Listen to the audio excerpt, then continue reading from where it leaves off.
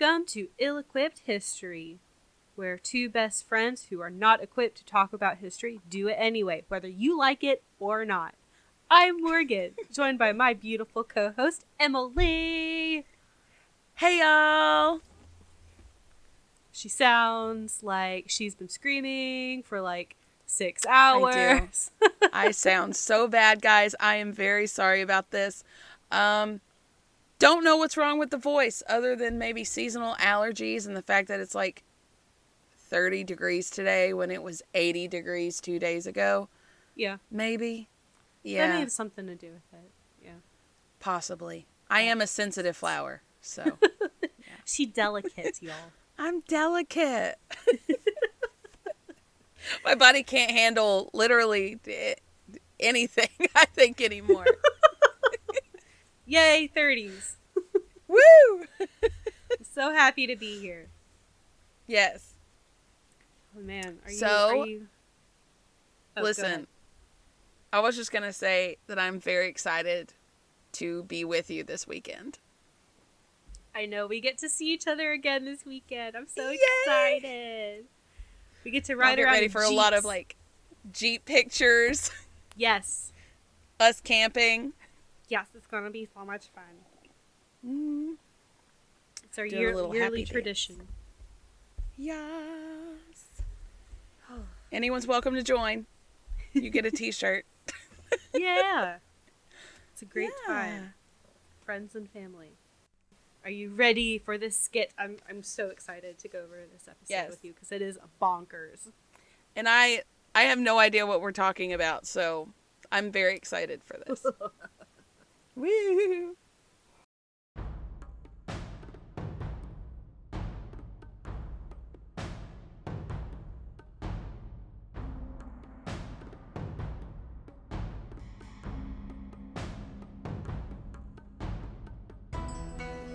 The year is 690 in Imperial China. Wu Zetian, after years of climbing the political ladder, is at the precipice of taking complete control of the throne. Man, I'm so close to absolute power. Unfortunately, I live in a patriarchal society that prohibits women from seizing the throne. Your Highness, I think we found something that can help. Yes, what is it? We've been poring over the Buddhist texts, and we found one called the Great Cloud Sutra. In it, Buddha tells his follower that he will be reincarnated in a woman's form and be very powerful. This could be very good for me. Yes, we've already started passing out pamphlets. We'll take it one step further. Tell the people I am the female reincarnation of Maitreya and Vairakana, two important male Buddhist deities. They'll convince the Confucianists that I am being granted divine power and hold the throne. Absolutely, Your Highness. All of China will know your greatness. I mean, a lot of people already know how great you are, but who can deny your right to the throne now? I will be the Emperor of China, no matter what I have to do to seize this power. And oh boy, what didn't she do to seize this power? I hope she had a raspy voice, or I did not do her justice. I have no idea. There were not recording equipment in 690 CE. I mean, isn't that what ghosts are? Recording equipment? Yes. Natural recording equipment.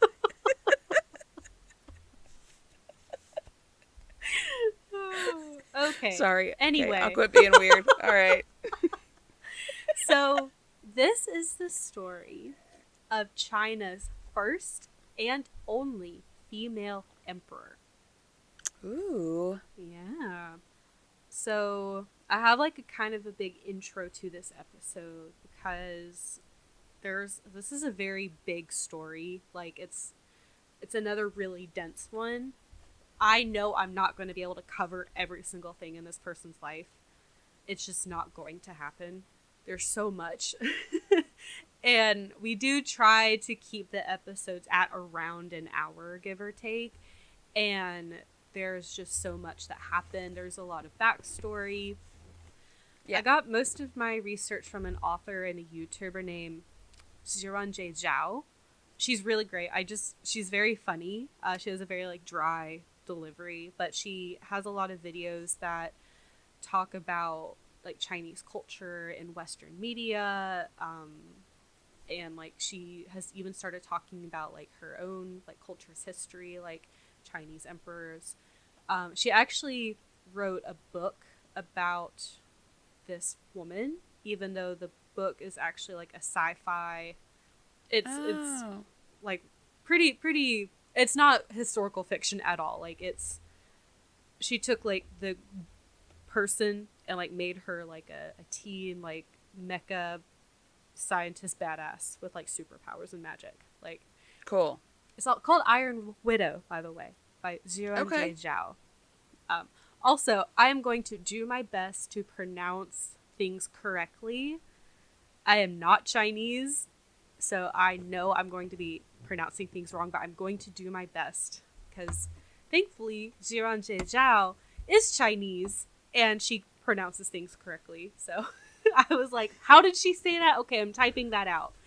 Um, anyway, so I relied a lot on her interpretation of events because she can read Mandarin Chinese and I cannot. And there are some things that I looked up that are a little bit different, like in different sources that I read, things change a little bit because this is about a woman from 1400 years ago, recording of history, and like is kind of Yeah. anyway. And then like she's very like well known in Chinese history, but she has Zhiranjie Zhao said that there's been a lot of kind of twisting her story a little bit to make her seem a lot. I mean, she was definitely a very ruthless person, but they've like twisted her story to make her seem more like even more twisted and evil. Yeah. And just ruthless, which again she already was, but they just made her seem even more so. So some sources say one thing, some sources say another. Just wanted to get that out there. And then another thing I wanted to kind of say before I get into this video, Zhiran Jie Zhao said that there's a difference between being the emperor and then being like an empress and the dowager empress. Because there have been sole dowager empresses in Chinese history. Not a lot, but a few, where like the wife of the emperor died, and so she was kind of the reigning monarch. So she was a dowager empress, but she was not the emperor. So she did not have the power the emperor had. Wu Zetian was an emperor, the sole ruler. Later on. So I just wanted to kind of make that distinction because I was kind of thinking that like, I'm sure that's happened before and it has, but it's different. Well, and additionally, this is during medieval China. So there are a lot of customs and laws that we don't really follow today, which I will also get into. So at the time, Confucianism was a very big, it influenced their religion and their laws. And Confucianism was pretty patriarchal. You know, like women had their place, men had their place, men were typically in a position of power. Women had like their own power, but it was not the same level as men's were.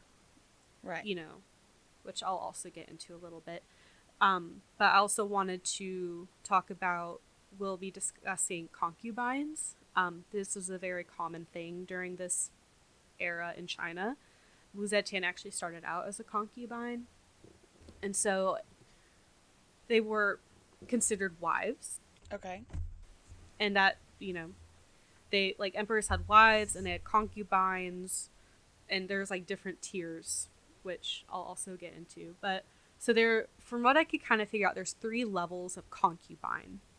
Level 3 was, like, the lowest level, like, entry level. Level 2 was pretty high. A lot of people, like, when they got to level 2, they're like, okay, I'm good. This is a decent position of power. And level 1 was like the highest level you could be, and you were like a consort to the emperor. And during the dynasty that we'll be talking about, the emperor had 4 level 1 consorts, and they had like their own titles, they had their own roles, and then he had a former wife who was the empress. So Okay. there's all that. Jeez. And I think I mentioned this later, but an emperor could have as many concubines as he could afford, essentially. So there wasn't like a level, but concubines, they didn't just do the sex, you know. They also like did housely duties. They also partook in like the arts. They did they would entertain, play music, write poetry, do art, stuff like that. So it was a title. It, like, a lot of women were like, this is my way into the palace, to at least live a better life than outside of the palace. Right. Okay. So the woman in the story, like I said, her name's Wu Zetian, she began her life as a concubine. She lived for a while as a nun, and then over the course of almost 40 years fought her way to become Emperor of China. Trigger warning. I will be discussing mass murder, suicide, deaths of children. Yeah. And then just regular, like, torture and murder. Just the huge. just plain Oh my old God. torture and murder. Just the normal. This is fucking ruthless. Like, everyone in medieval China, like, I can't believe people survived long enough to, like, propagate the species at this point. Because, like, if you just mildly tick someone off or just happen to exist, they could, like, people in power could just have you killed for no reason. Oh my God. It was a very stressful time, for sure. So, I just wanted to get that out of the way. No, not even the royal family was safe from the conniving and the backstabbing and the murder and the being put to death. No, they're probably target number 1. Seriously. It's crazy. So, if you don't feel like listening to that, you can skip the episode. I also, again, I highly recommend Ziran J. Zhao's videos. She has a 2-part series about this, and she's just a really great YouTuber. She's very funny. So anyway, let's jump into the story. Are you ready, Emileigh? Let's do it. This is a lot. I did a little wiggle. Wiggle. Yeah. She's ready. So, Wu Zetian was born 624 CE. Apparently, there's a total eclipse that year, so it's kind of like an auspicious year. We actually don't know her birth name. At this time, females' names were not recorded. That was pretty typical in China at this time. She, like, when she took the throne and, like, she became emperor, she referred to herself as Wu Zetian. Wu is her family name, but she gave herself the name Zetian, which I'll go into when we get into her rise to emperor. Her father's name was Wu Shiye. He was a lumber merchant, and he was, pretty comfortable. He had a pretty decent standing in society. During the Sui dynasty, there was an emperor named Emperor Yang. He was not a great emperor. He put all these construction projects in place, and it was literally killing workers. The conditions were so extreme. So fuck that guy. I think Wu Xie's cousin, Li Yuan, that may have been the emperor's cousin, Li Yuan, led an uprising. Oh, yeah, it was the cousin's emperor. Sorry. I thought I specified that. So Emperor Yang's cousin, Li Yuan, led an uprising against this tyrant. And Wu Xie was, he joined forces with Li Yuan. And he became a high-ranking official in the new kingdom, in the new dynasty. So he was living a pretty cushy life, Yeah. At this time, Wu Xie's wife died, and then his pal, the new emperor Li Yuan, appointed him a new wife, Lady Yang. And I think he had 2 children with his first wife, 2 boys. And then with his second wife, he had a few more children. And Zetian was their middle child. So I think she had, an older sister with this mother, than her, and I think a younger sister or brother. Okay. And then 2 other brothers from the first wife. I think so. I'm pretty sure. So one day, there's a fortune teller that came into town, and apparently he could like read faces and like tell their future. So he visited the Wu family when Zetian was a toddler, and on this day she was wearing boys' clothes. You know, it was probably laundry day, maybe. So when the fortune teller saw her, he proclaimed that if the child had been a woman, she would grow up to be a great ruler someday. So, and she was a woman, or she was a girl. So that's very foreshadowing. That sounds like some shit that's like in a fantasy book. And this is from her account, so who knows? Who knows? Yeah, if it happened or not. But she was encouraged by her father to read and write, which is not common for girls to learn at this time. She was very well educated, and she was also skilled in music, poetry, and public speaking, which also was very important to her rise to power because she could really convince people to do some things. Right. Not always bad, but like she definitely had a way with words for sure. The Wu family moved around China for her father's job for a while, and then when Zetian was 12, her father died, and the inheritance became very messy. So Zhao describes that because Wu Xie's daughters were unmarried, they were eligible to receive some of the inheritance, which pissed off the older brothers who believed they were entitled to all of the inheritance between the two of them because they were men and they had penises and it entitled them to everything. Blah. So that started a lot of bad blood between Zetian and her older brothers. So now, like, kind of the overall context, when the new emperor took place, he started a new dynasty called the Tang Dynasty. And the emperor's name was Taizong. Zetian became a concubine for Taizong when she was 14. Ew. Which is very young. According to a story Wu Zetian told herself, when she was just entering Taizong's harem, they were shown a beautiful but wildly aggressive stallion.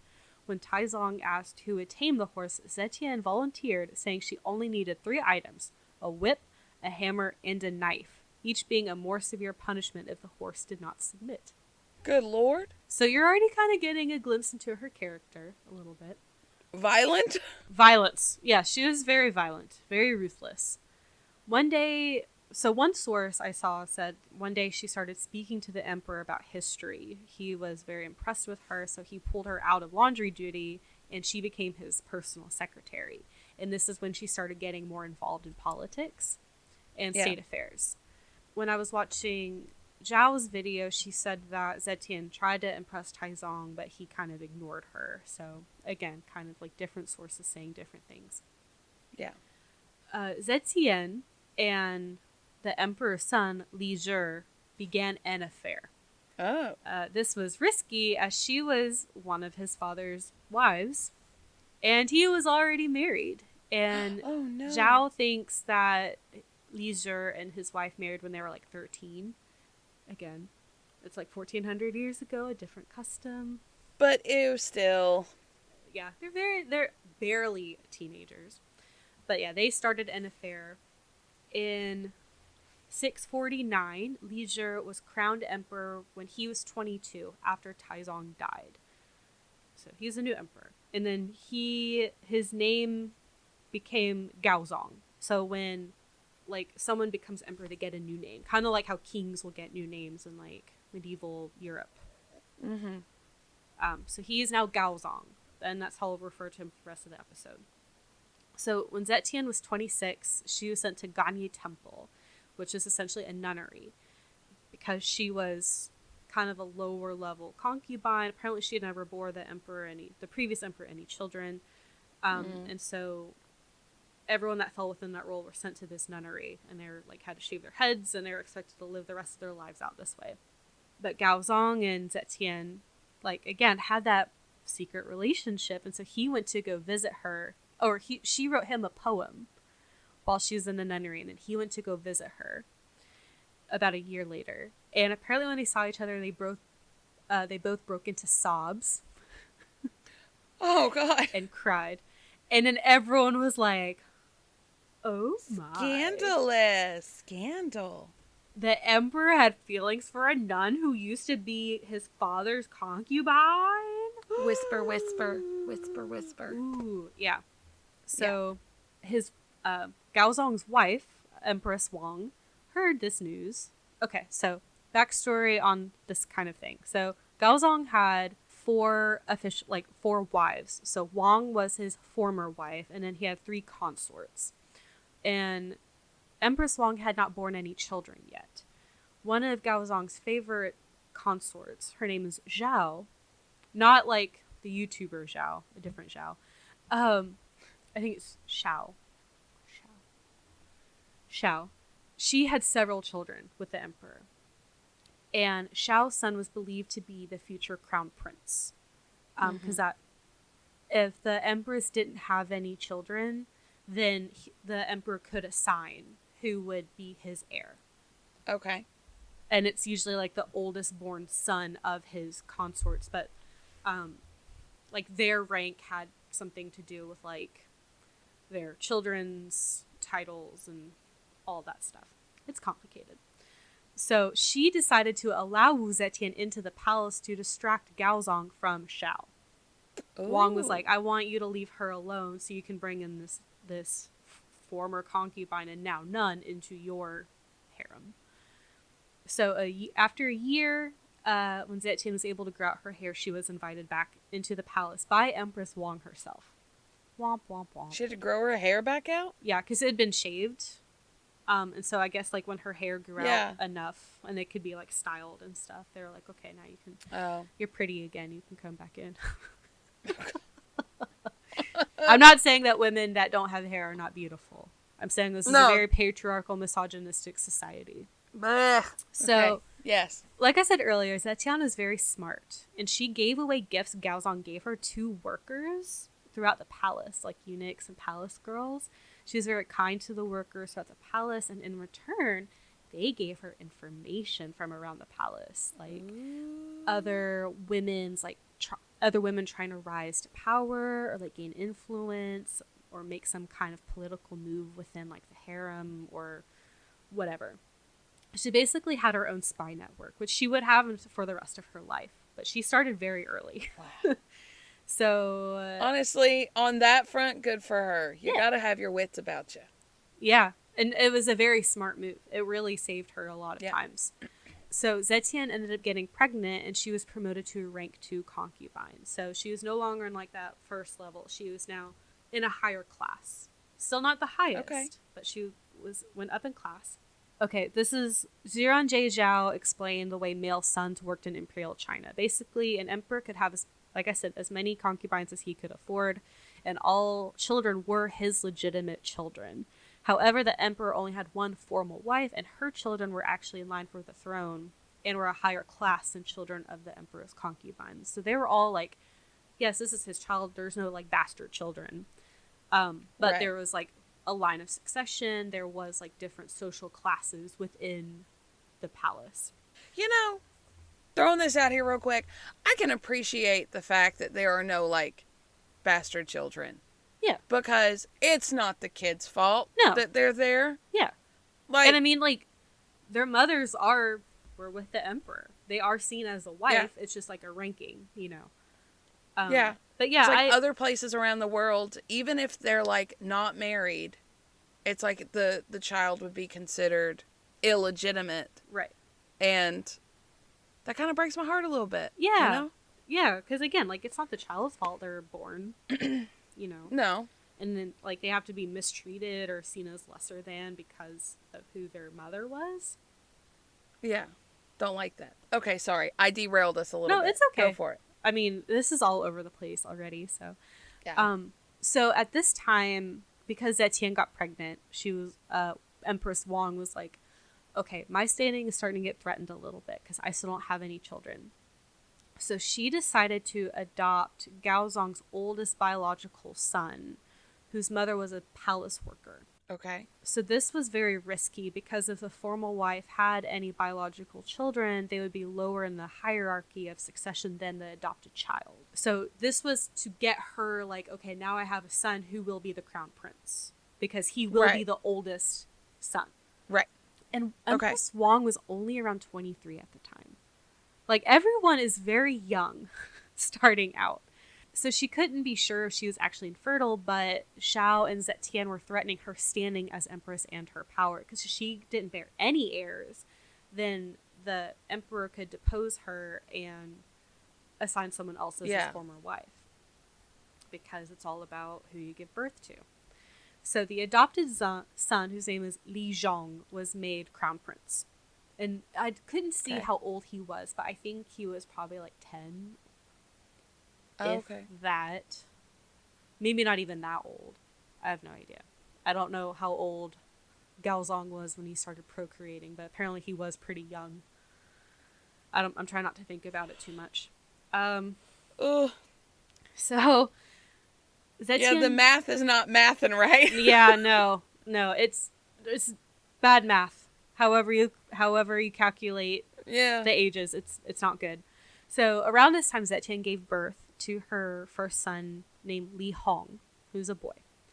A year later, a plot was unearthed to unseat Gaozong. So Gaozong's uncle, who's one of his chancellors, took over the investigation about this plot, and ultimately ended up gaining a lot of power within the court.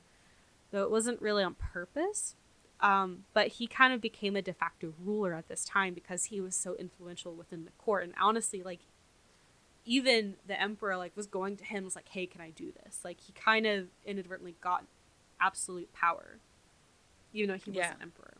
But he was a very trusted, very intelligent person. His name was Shangsun Wuji. I hope I said that right. So Wang and Xiao, Empress Wang and Xiao the consort, they were starting to get threatened around this time by Zetian. So they decided to team up together. So Wang and Xiao would like shit on Zetian to the emperor, and then Zetian would shit on them to the emperor. And Gaozong, for his credit, was like he's like, y'all just keep me out of it. Like, stop. I don't have time for this shit. Yeah, I've got a country to run, you know.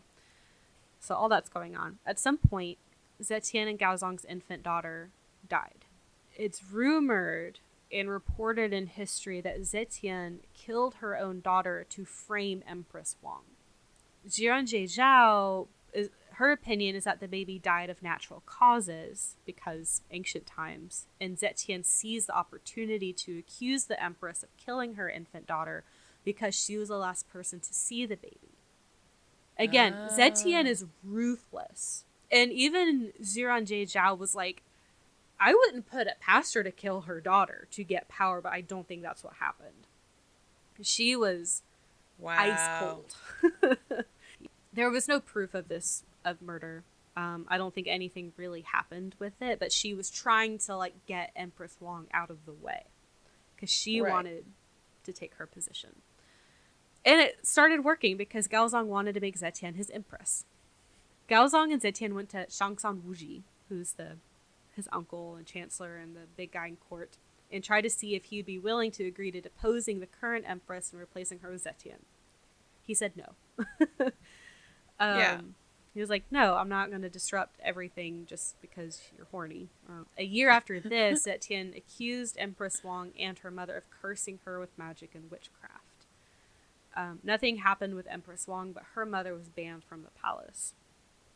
And this is another thing. Like, you could just accuse someone of, like, doing magic against you, and a lot of people were just executed. Like, oh, okay, they'll die. You know what's crazy is that's, like, 1,200 years before the witch trials. Like, you'd think by then they would have figured it out that it's not, but no. No. Yay, humanity. Okay, go ahead. So Gaozong wanted to promote Zetian to, if she couldn't be the formal wife, he wanted to promote her to rank 1 consort. But during the Tang Dynasty, the emperor, like I said, could only have 4 rank 1 consorts, and all slots were full. So he just made up a new rank for her and gave her the rank of Chongfei, which meant consort of the polar star, which is a very significant like title because polar star was like a symbol of the emperor. Yeah. So basically this meant that she was only beneath the empress in rank. Like he put her above the 4 consorts that were like the official. Like It's crazy. He's just making shit up at this point. So this is what he wanted to do, and he put this before his chancellors, and they said no. And this created like a whole political mess within the court, because like he kept wanting to disrupt, like, and that's kind of something that Zhuangzi Zhao kept saying about like the Confucianist beliefs. Like, it's very much about order, and everything is how it is. You don't deviate from it, from tradition. This is it. And he was trying to kind of disrupt how things had been traditionally, and the chancellors were like, no way. Yeah. So at this point, lower ranked officials were like, ooh, I could get on the emperor's good side if I side with him. So they started like siding with him and like supporting the emperor and his mission to get Zetian in power. Because they kind of like saw their writing on the wall. They're like, they're not going to stop. I'm going to get in their good graces, because it's not going to end well for me if I don't. So you can't beat them, join them. Exactly. So August 1st, 655, Gaozong announced that he was deposing the empress and making Zetian his new empress. And the chancellor said no. Gaozong tried again the next day, and they said no again. But they were like, okay, you can choose a new wife among the aristocracy, but it cannot be Zetian. And he was like, no, I want Zetian. So one of the highest ranking officials, his name was Chu Suliang, threatened to quit if the emperor went through with his plan. And while he was being dragged out by guards, Zetian came out from behind the throne and said that he should just be killed instead. And everyone was like, oh shit, because women were not, especially concubines, were not allowed in the council chamber. And she had been behind the throne the entire time. Damn! Just listening. She was like, what they saying about me? What a power move. Like, just what a fuck you. I know. So Changsun Wuji said that Chu Suliang should not be killed, as he was appointed by Gaozong's father, the previous emperor. Chu Suliang lived another day. So day 3, similar results. Day 4, Gaozong went to a man named Li Ji, who had been a powerful official during Taizong's reign. Li Ji essentially went, do what you want. I don't care. It's your family. Yeah. And then Gaozong was like, haha, I have permission to do what I want. And he did. So Gaozong deposed Wang and Shao and exiled them. And he accused them of trying to poison him to justify it. Oh my god. Emily just rolled her eyes so hard. I know. So they were banished to a place called the Cold Palace, and essentially it was like a forgotten palace that almost became a prison for them. So Zetian became Gaozong's formal wife and was now Empress Wu. So she had been a concubine for 18 years at this point and served through 2 emperors. She was 32 and Gaozong was 28. Okay. So this didn't take like they're not like in their 50s. They're still like young. They're around our age. They are like literally, we are splitting their ages right now. Yeah. So less than a month after Zetian was coronated, Gaozong went to the Cold Palace to visit Wang and Shao. And they were treated like straight up prisoners. Like they were literally fed through a hole in a door, and they were like locked in a room. And they had no access to natural light, apparently. Oh my god. So Zetian learned about this visit through her spy network and confronted Gaozong and said that his power will be undermined if he's wishy-washy. Like, he literally accuses these women of poisoning him and exiled them, and now he's visiting them. That doesn't look good. Yeah. So he decided to execute Wang and Shao. Why not just let them go live their lives? Jeez. And the way that they were killed was awful. So, if you guys didn't listen to my first trigger warning, here's a second trigger warning. Oh god. Very cruel way to die, coming up in like a couple seconds. So, and this was Zetian, who was like, kill them this way. They were first flogged 100 times by wooden planks.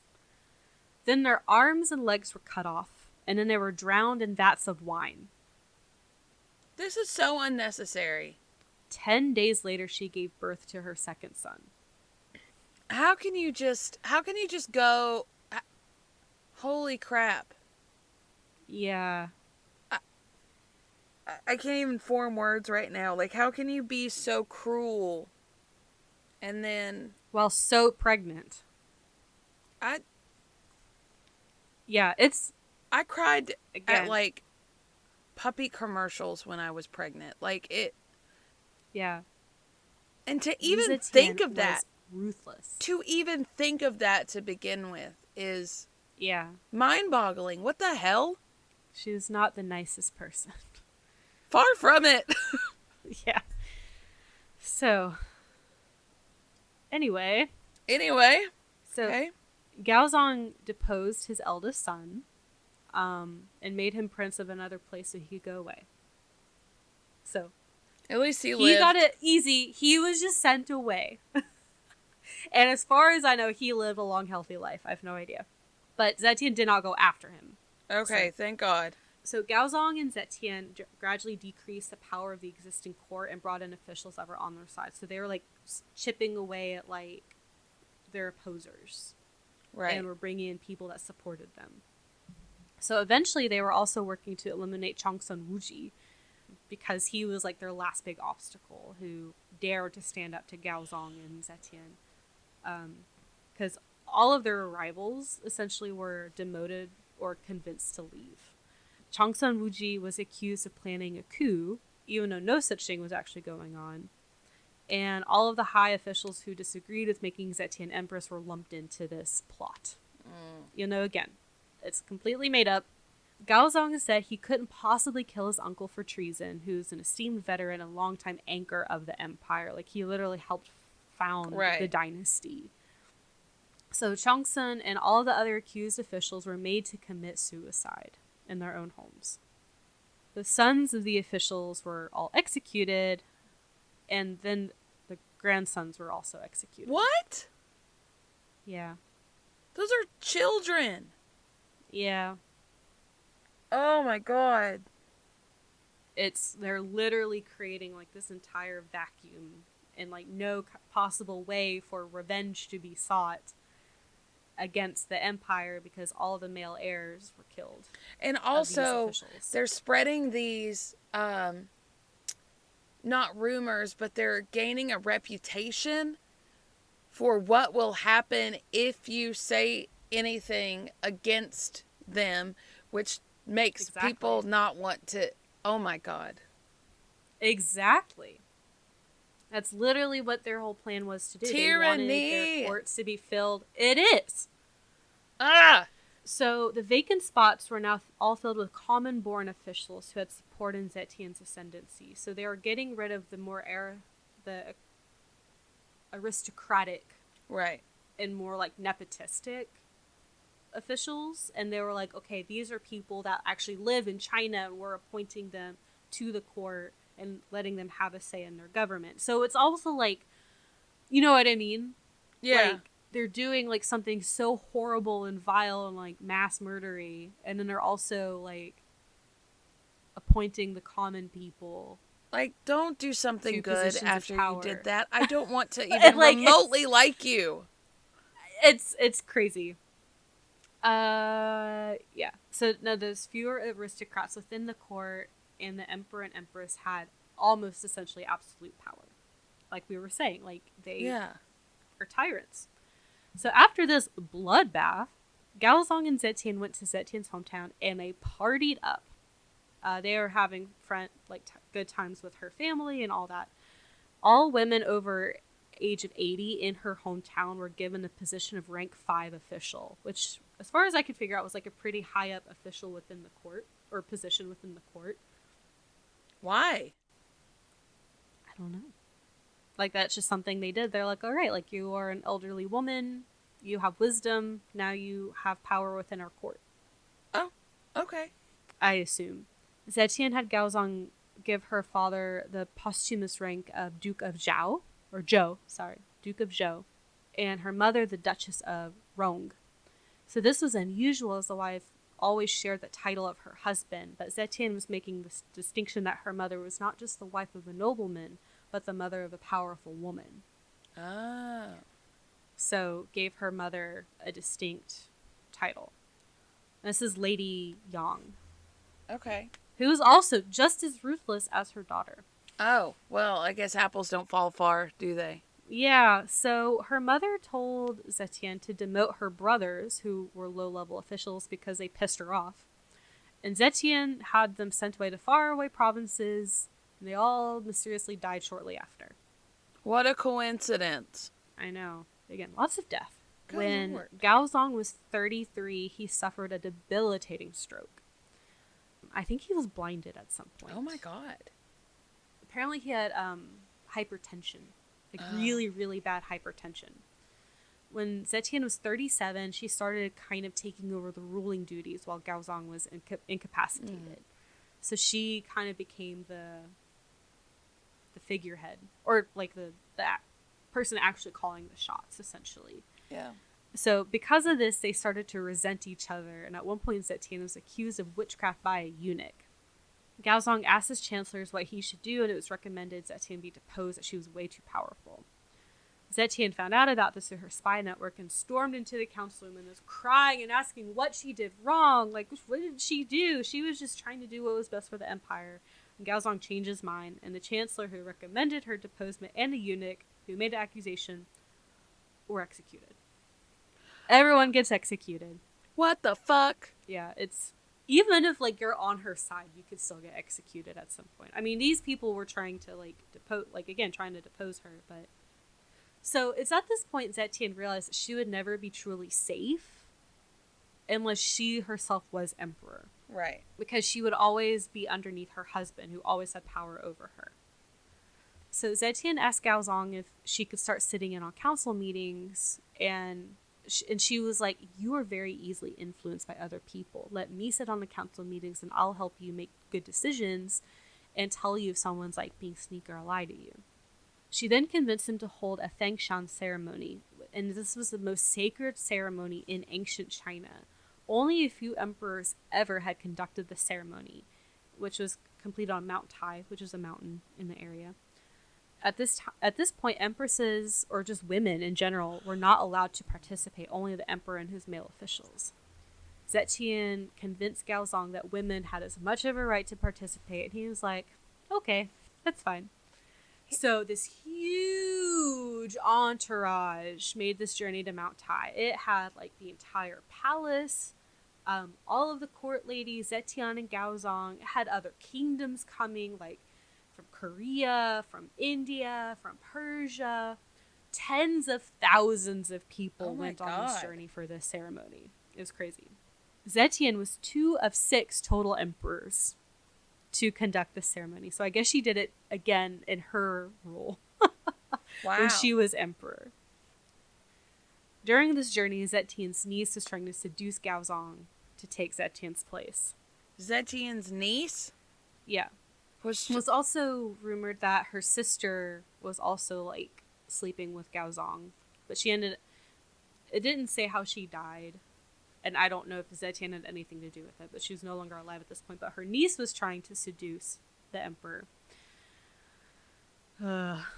So I couldn't figure out if it was the niece's cousins or Zetian. I think it was Zetian's cousins offered her a plate of food, and then she went and offered the food to the niece, who died because they were trying to poison her, and then they were killed for trying to poison the empress.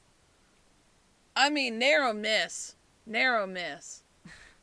I mean, she's so intelligent. She was like, I'm not just going to accept food from my family members when I know that they're trying to depose me. So Here you go. Yikes. So at some point after this journey, they come back. There's things happening within the dynasty that are just going wrong. The blame was cast to Zetian.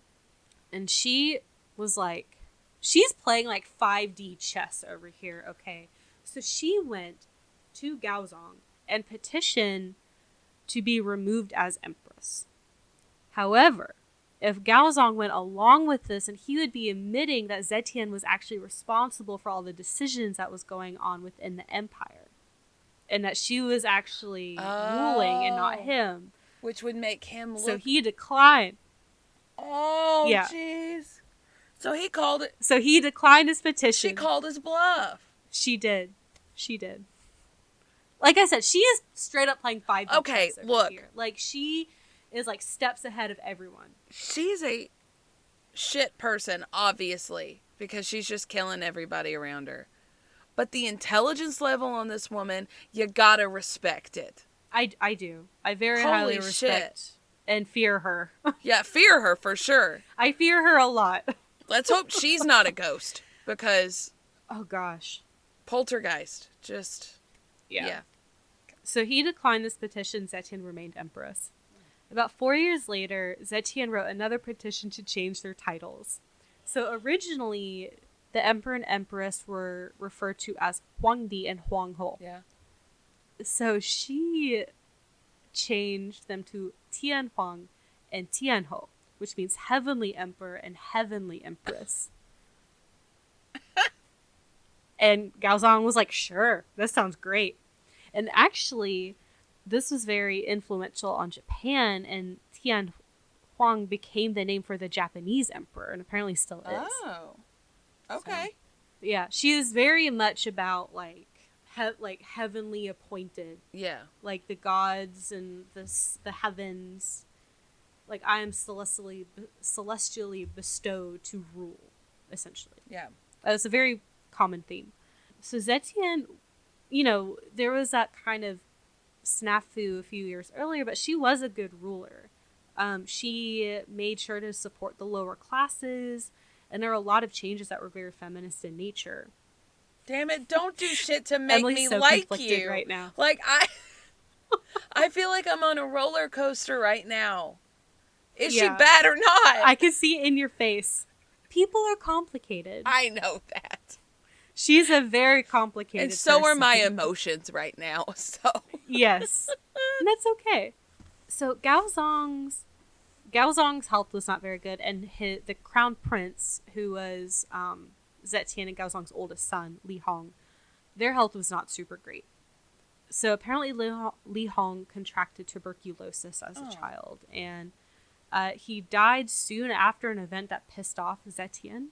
She was accused of poisoning him, but there wasn't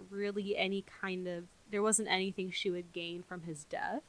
Right. So, and he was a very sickly person anyway. Again, like, Jian Zhejiao says that a lot of things were attributed to her to, like, show, like, oh, she's so ruthless and evil, when, like, it may not have happened. Right. She did enough stuff that's been confirmed. Right. So. It is like the 600s. People just died sometimes. Sometimes they just did, yeah. So his younger brother, Li Xian, was announced as the new crown prince. 3 months later, after this, Gaozong wanted to make Zetian his regent because he was so ill he couldn't even get out of bed. So his reasoning was that if he went ahead and gave his power to his heir, he was essentially abdicating his throne. But if Zetian was given administrative power, Gaozong could return as ruler if and when his health improved. Right. If that makes sense. So she was going to be like a temporary placeholder for him. And his officials were like, no, bad idea. She is a woman. What are you thinking? And then he was like, okay, yeah, you guys have a point. And Zetian was like, these bastards will never let me have true power. Because that's all she wanted. She wanted the power. The power. So Zetian... Sorry. Zetian formed her... It's okay. Zetian formed her own council called the North Gate Scholars to compile books and to dilute information to the chancellor. So she was kind of influencing the stream of information that went to the chancellors through this council. So we're kind of like, this took place over several years. So now we're in the year 683. Zetian is 60 years old. Li Jie, I didn't write down how this was pronounced. Li Ji? I don't know. I'll say Li Jie. I'm sorry. Gaozong's and Zetian's third son was named the new emperor. Mm-hmm. I don't know why was it the third son? Are you sure it wasn't the third child? No, it's third son because Li Jian was named the new crown prince, but then Li Jie was named the new emperor, who is... I don't remember why. I'm sorry. I don't know what happened. Maybe he passed away. Anyway, so this third son was named the new emperor. He was named the new emperor and was told to go to the empress for advice on how to rule, essentially. So this was unprecedented and something this was faked by Zetian, but by all accounts, Gaozong wanted his wife to retain some power. Right. So he was like, my third son, go to your mother to learn how to rule.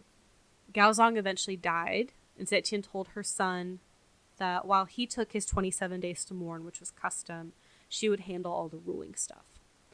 So during this time, these 27 days after Gaozong died, she was consolidating all of her power. She was like passing things and like manipulating things.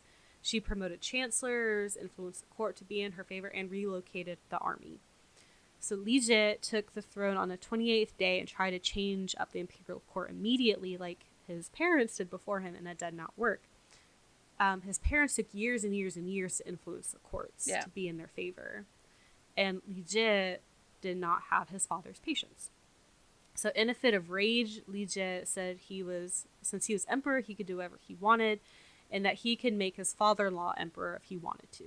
And apparently everyone knew that he wasn't serious, but Zetian and another official were like, okay. So the next day, Zetian decided he was unfit for rule and was demoted to crown prince again, and he was forcibly removed from his throne. Because he was like, I could make this person the emperor if I wanted to, and they're like, you have no respect for the throne, goodbye. Even though they knew he wasn't serious, but... Oh my god. Oh well.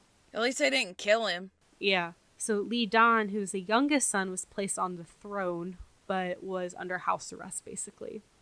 Zetian held the power of the empire.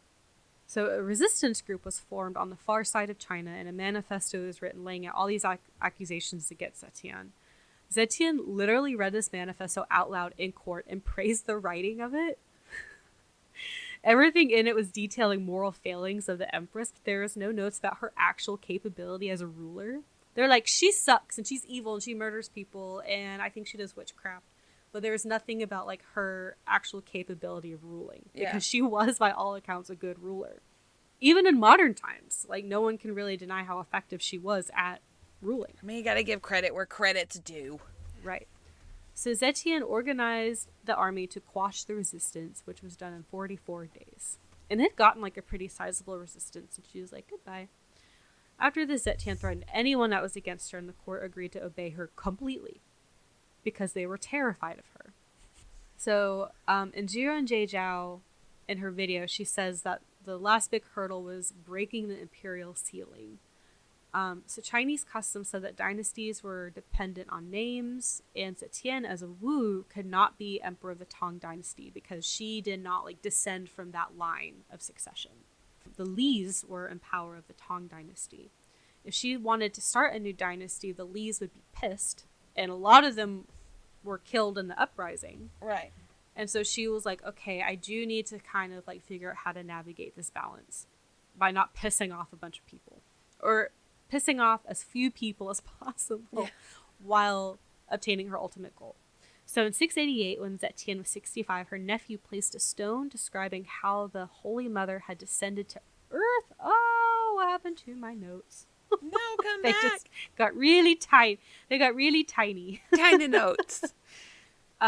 So the Holy Mother had descended to Earth by the stone. She was presented the stone by people who found it and declared herself the divine Mother Holy Emperor. Her son, who was the actual emperor, was still alive, by the way. Again, he's just under house arrest, but she was like, I am the emperor. Because this holy rock that my nephew did not plant was found. Don't be suspicious. Don't be suspicious. Don't be suspicious. So the Li clan was asked to congregate so Zetian could make a sacrifice to honor the goddess of the Low River where the stone was found. And the Li's believed this was going to be a plot where Zetian would execute all of them. So they formed a rebellion to overthrow her. But one of the family members told Zetian what was going on because he was terrified that they would fail, and then they were all killed. Over 70 members of the Li clan were executed. Emileigh's face is in her hands. Again, like so much death in this story. So much. There's so, like, needless death, honestly. No, it was like, do you know what she's reminded? She's giving She's giving the Queen of Hearts in Alice in Wonderland, like off with his head. Off with her head. Off with their head. Like that's what I'm imagining. Yeah. I mean, basically. Yeah. So when Zetian did eventually make her offerings to the Low River goddess, she wore the beaded crown that only the emperor could wear. So it's like, got like the cylinder, and it's like flat on top, and it's got all these beads coming down. And again, that was only reserved for the male emperor. Yeah. But who the hell was going to tell her that she could not wear that crown? No one. They would die. They would literally die. Literally die. So around this time, she, was rising in power. She was not officially emperor yet, but she was essentially. But she started collecting her own little set of male lovers. Sorry. I just thought of the crown, and she wasn't the emperor yet, and I just thought, like, dress for the job you want, not the one you have. I mean, that's what she was doing. That's really funny. Okay, so she had male... She had male lovers. Yes. One of her lovers oversaw the construction of the Luminous Temple, which apparently was a really big temple. Additionally, she told this lover to find justification of her ascendancy to the throne in Buddhist texts, because in Confucianist texts, there wouldn't be any justification. Right. And they did. They like we said in our skit, they found this text from Buddha saying that he would be reincarnated to a woman. She kind of tweaked things a little bit to be like, I am the literal reincarnation of these two gods from Buddhist philosophy. So now she had religious reason to ascend to emperor. And now that there was like religious precedent for this, people were like, become the emperor. Fulfill your heavenly duties. Literally thousands of people like went to her begging her. Even surviving members of the Li clan were like, please become emperor. Fulfill your heavenly duty. So apparently in Chinese tradition, it's custom for usurpers to refuse the throne at least 3 times. So she was like, they're like, please become emperor. No, I couldn't possibly. Please. No, I could not. Don't beg me again. Please. No. On the 3rd time, her son literally came out, who was the legal emperor, and literally offered her his throne. Was like, please, mother, take my throne. And at that moment, a huge bird flew overhead, and someone was like, a phoenix! And then other birds flew over, and they're like, oh my god, there's all these birds! This is truly an auspicious moment. The heavens are decreeing that she should be the emperor. And she was probably like, oh, if you insist. She was literally. She was like, okay, fine. I guess I will. So in 690 CE, at the age of 67, Wu Zetian became China's first and only female emperor and ruled for 15 years. Damn! Yeah. All right, like, I hate how you got there. But damn. So this is where she names herself Zetian. Zetian means ruler of the heavens. Okay. Again, she's really into heaven. Her rule, as you can probably imagine, was as drama-filled as her rise to power, according to Xiran Zhejiao. She renamed the dynasty to Tianzhou, which meant granted by heaven. Zetian even created new characters in the Chinese writing system. And those characters, they're not used in like regular writing today, but they are used in some dialects in written forms that's cool. to this day. So, like, I guess a certain writing style. Yeah. You can still use these characters created by Wu Zetian in 690. So long ago! So, Zetian created an open line of communication with the people. Uh-huh. Like the Chinese community. Or, like, her subjects. And changes to the empire were in response to the people's recommendations or needs. So instead of government officials wanting laws to be enacted for their own best interest or to line their pockets, she was literally like, here's a box with slots in it, and you can put in your comments anonymously, and I'll read them, and we'll like fix the shit. She bolstered public education. She incentivized agricultural yield with tax relief. So the more agricultural products you like yielded, the fewer taxes you had to pay. She helped revitalize agriculture as a whole throughout China, like or whatever the empire was. It wasn't like the country of China we think about today.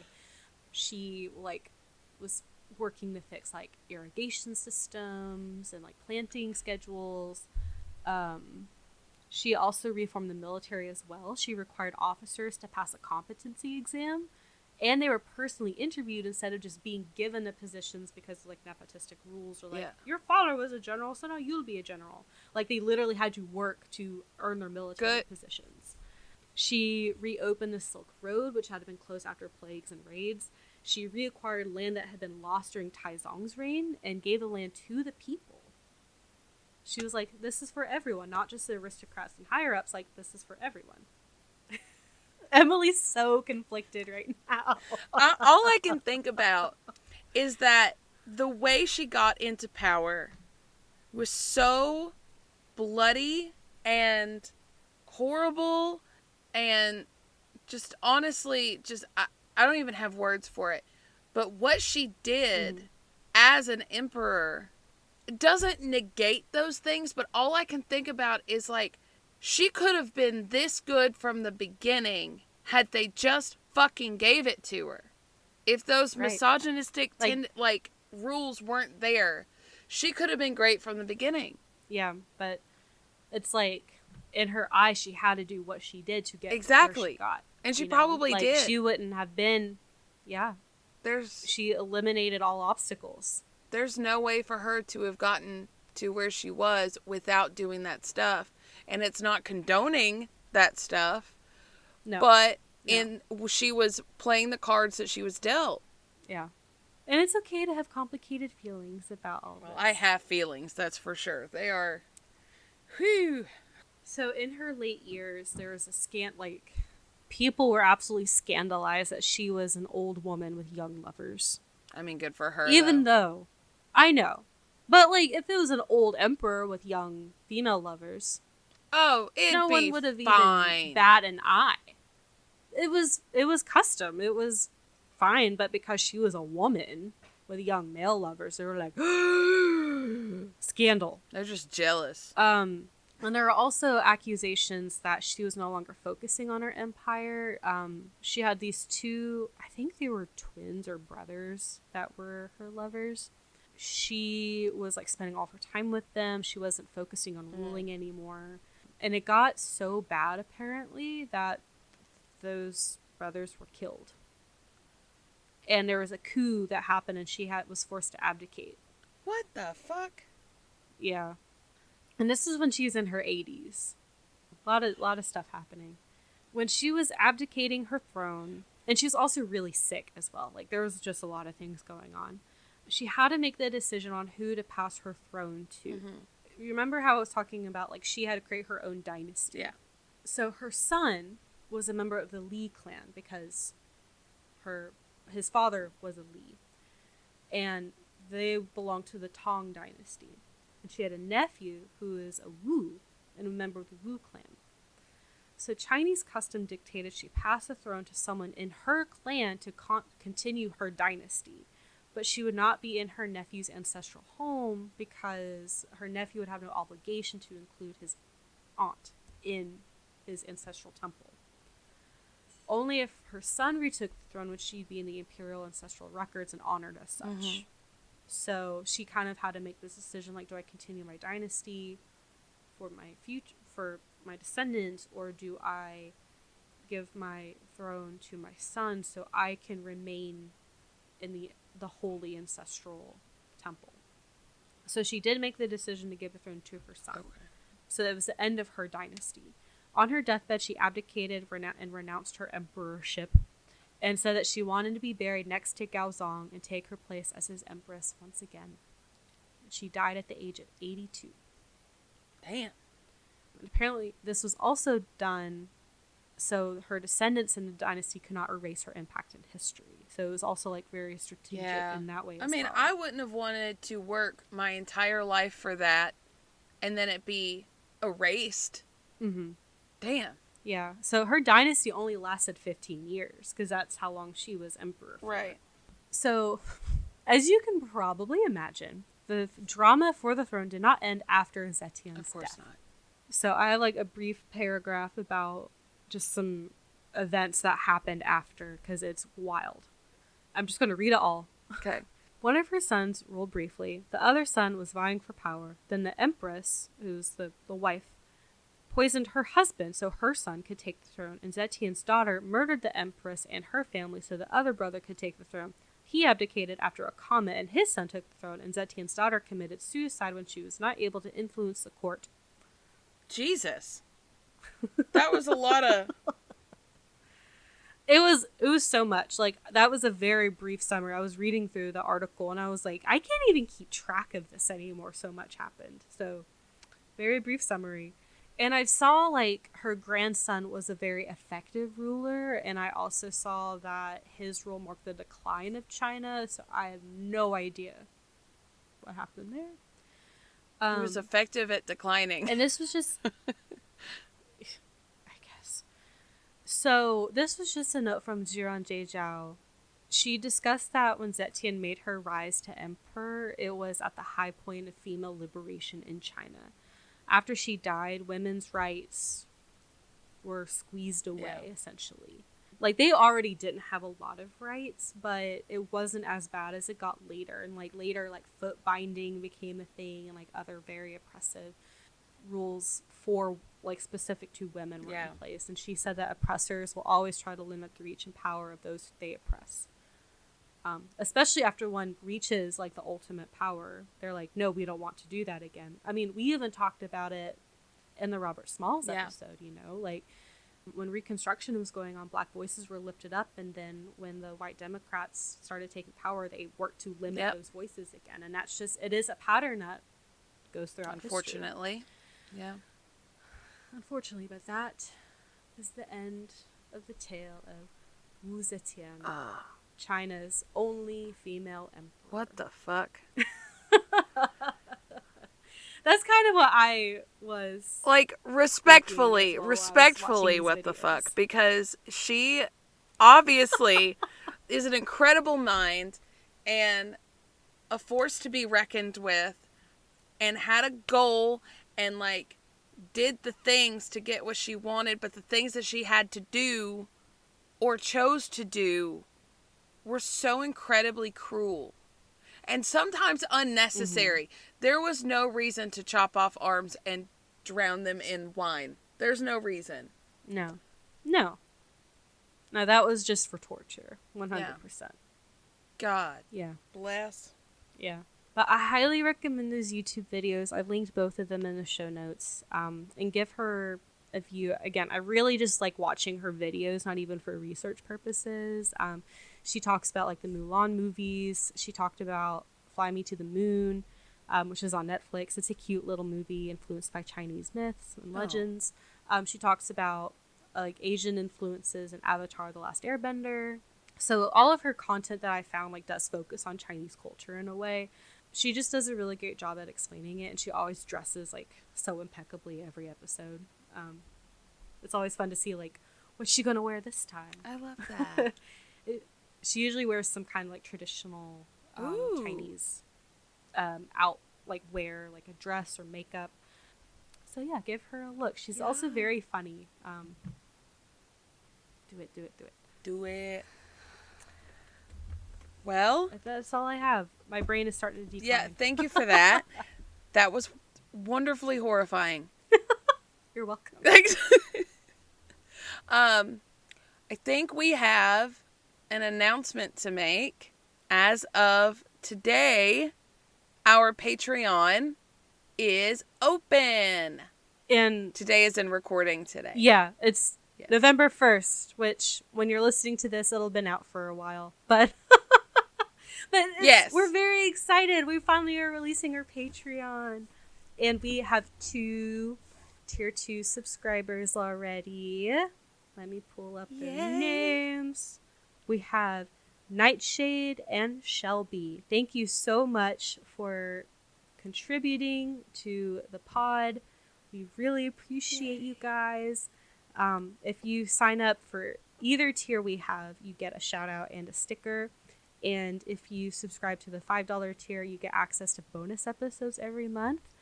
We had a bonus episode, I'm trying to do the math in my head, 2 weeks ago. So yes, they come out the first. It's the first Friday. Yes, I almost said the first of every month, and I was like, wait, that's not right. I've had a day, y'all. So it's okay. We will link the Patreon in our show notes, and we'll have links to it on our social media. We also have a Facebook group, Ill-Equipped History Podcast, and we have an Instagram at Ill-Equipped History. We have a TikTok. We have a Gmail. Email us at illequippedhistory@gmail.com. Do we have anything else? If you see one of us asking on Patreon for your address, we're not trying to be weird. We're trying to mail you a sticker. So I promise we won't dox you or anything. We're just trying to give you your sticker. So if we message you, please give us your address. Yes, we want to give you your prize for giving us money. Yeah. And let's see.